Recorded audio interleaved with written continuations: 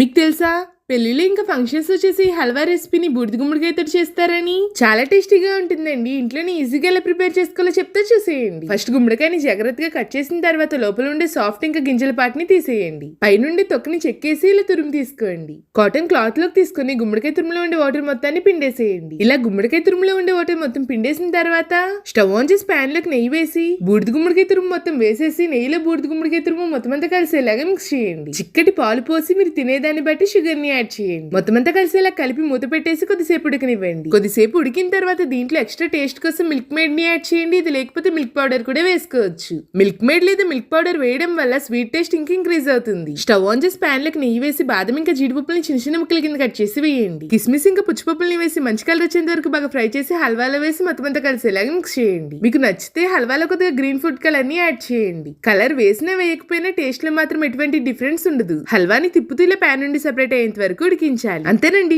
బూడిద గుమ్మడికాయ halwa recipe ready అయిపోయింది. ఈ రెసిపీ మీ అందరికి నచ్చిందా? అయితే లైక్ చేయడం మాత్రం మర్చిపోకండి. ఇటువంటి మరిన్ని రెసిపీస్ కోసం సబ్స్క్రైబ్ చేసుకోండి.